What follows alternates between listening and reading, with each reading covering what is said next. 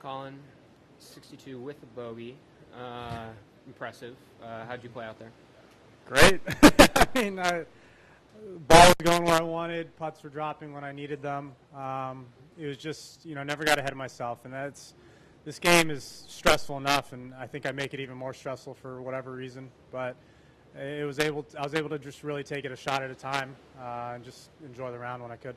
Why did the ball go where you wanted it? Honestly, the last 2 days have felt really good. I went into this year feeling really good about myself, and you go out and play 2 rounds at Sony, and you miss the cut, and you realize, man, do I need to redo everything that you thought you were doing for the last 2 months? And that's not really the case. The problem is results matter sometimes, and for me in this world, after the past year, 3 years, whatever you want to call it, I just haven't had the results I've wanted. But I know I'm making the right strides. I know I'm inching towards the right direction. I just haven't seen this momentum to be able to go out and play a low round. I mean, if you went back and was able to tap into my phone calls with Rick the past week and a half, a lot of it has had to do with being able to go low and just being able to continue momentum. And it's very hard to replicate. It's very hard to do. But at the same time, you've got to be able to play golf out here. Best ball striking round in a while. I mean, I don't know how you grade it. Yeah, I mean, for sure. I think I've had glimpses, and even yesterday, these greens are tough because any back pin, I mean, you might land it too short, which is exactly where you're trying to land it, spin back to 30 feet. So the last 2 days have felt kind of like my old self, of just being able to control the golf ball.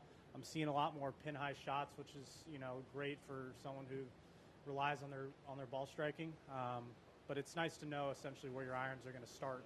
For me, the start lines haven't been as good over the past handful of months. Only 58 feet of putts made. What does that say about how close you were hitting it? I was really hoping for more. I looked at the amount of feet I've made the last 2 days. Not much more. But it's nice when you're hitting it that close. That's the point. Yeah. I mean, aside from that, the putting the last 2 days, yesterday and today, felt a lot better.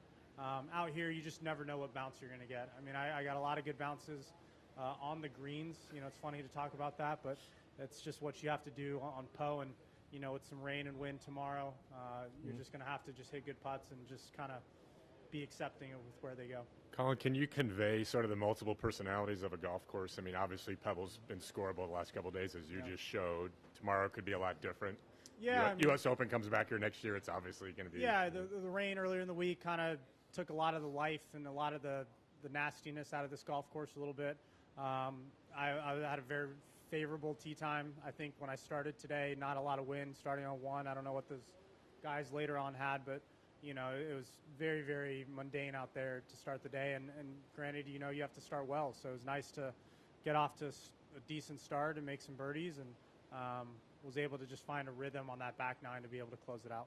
And you mentioned the results the last couple of years. I mean, how restless are you? You won a flurry of times there over a couple of years, and now haven't won in a couple of years. How eager and restless are you? I mean, look, I'm very hard on myself. I think we all are, but I'm very, very hard. You ask anyone on my team, I can get down on myself pretty quickly because I know, there's just really fine margins out here, and I want to go back, not necessarily to the player I was, but just kind of use everything I've learned over the last 6-7 years and just put that into, the golfer I am today.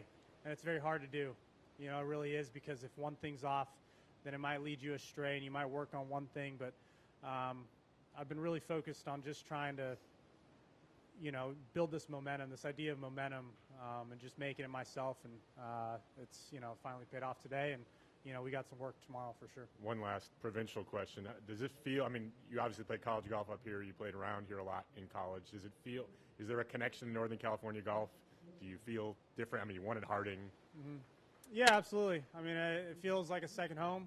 You get a lot of go-bears out there. You get a lot of people that are rooting me on, and being a California guy, it's always really special to play out here. And, I would have never even dreamt as a small teen or kid that you'd be shooting 62 at Pebble Beach. So it's pretty special.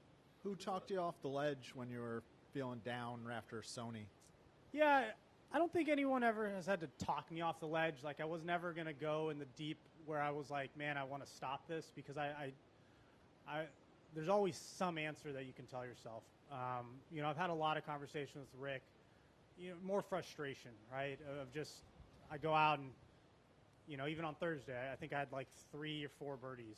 On a course where I felt like I hit it really, really good, and it's just going out. And he reminded me yesterday, when I first came out and turned pro, like I didn't care about honestly making cuts or top 20s. Like I came out to win, and when he told me that yesterday, there was that mindset switch going into today. I wanted to come out and win the weekend, win the tournament. Now we've given ourselves a chance, but it's a small mindset adjustment. And without him telling me that, who knows what I would have shot today. But I'm out here to win. Whether you finish 30th, 15th, 3rd, at the end of the day, like I want to win, and I've got to set that mindset at the beginning of the day, at the beginning of the week. And now, I think we've given ourselves at least a chance come tomorrow. Are you still unsettled on putter? Yeah. I think I might be for the rest of my career. It's a comfort thing for me. I think I play a lot with my feel and I play a lot with my gut. And unfortunately that changes a lot. But this putter I actually stole from Kurt Kitayama 2 weeks ago when we were at home. It's kind of settling nice to where it allows it to flow a little bit, but it doesn't have as much toe hang as the neck assumes, just because of the mallet look. So it's doing what I want. Hopefully we can just start them online tomorrow and see if they drop in the center of the cup. Collin, when you were in a stretch of leaning on results for good feedback, what was a good week? The end goal is to win, right? But like it wasn't like end all be all. Like man, life's over. It can be. When you're finishing 40th every week and you feel like you're putting your best golf out there and you can't figure out why, I'm more talking about those results. I think where there's a lot of positives to take. I think from a top 10 finish, no matter what week, no matter what tournament, I can take a lot of positives out of those weeks. And they're heartbreaking sometimes, but you live and you learn and you go on and you keep pushing. It's when you feel like I'm putting at my absolute everything. I'm missing the cut or I'm finishing 30th. And you're like, man, what's going on? Because like I know deep down inside me, like I'm a competitor. I feel like I can play against the top players in the world.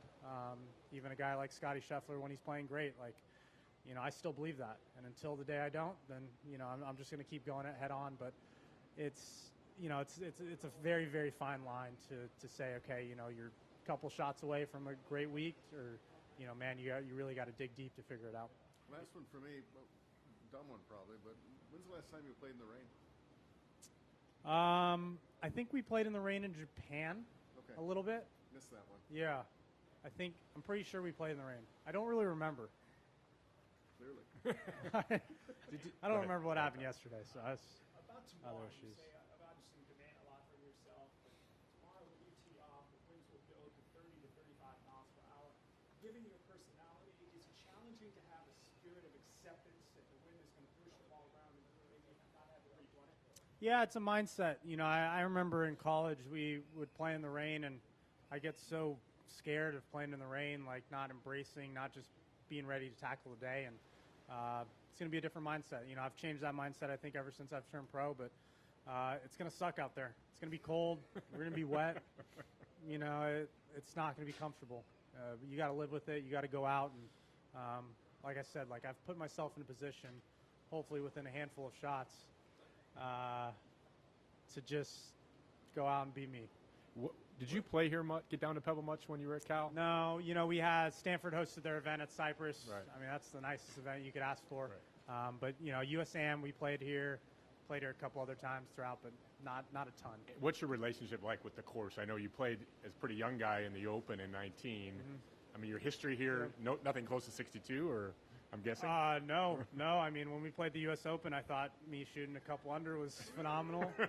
Very, very very early stages of my professional career, like you said. So, and I think this is an iconic venue. I don't think anyone could take that away from it, no matter how it plays, no matter how gloomy and rainy or sunny it is. I mean, you stand there on 18 fairway and you look out, there's a lot of history right there. Could you ever even imagine when you were here in the U.S. Open? Now, obviously, the conditions are different. It's June, I know, but it probably doesn't feel like, of course, anyone could ever shoot 62, right? Yeah, I think soft greens change a Right. lot of that, and we've seen that over the last 2-3 years. Right. We've seen that this week already. When Mother Nature comes and it rains and it makes greens a lot softer, I mean, it just takes the teeth out of it, and unfortunately, that's just what's in front of us, and we have to deal with it. Collin, what was your reaction to the changes to the 10th green? Positive, very positive. Pat and I putted, and we both 3-putted there. I think it needs a little time to grow. You could still kind of see some mow patterns that are a little weird. I'm not blaming my 3-putt on that. Like, it's just Poe, and who knows if I hit a bad putt or a good putt, whatever. I think it allows that pin location to be there. I think the grass just needs to settle in a little bit. It's still looking a little rough. Do you believe you can be a great putter? I do. It's, even when I was, first coming out, like, I knew I wasn't the best, but I think I can still be a very solid putter, a consistent enough putter, to where, when it comes down the stretch, you can make those putts. And I've seen it in the past. I'm going to dig deep into those memory banks a lot tomorrow, and, we'll figure it out after. All right. Thanks.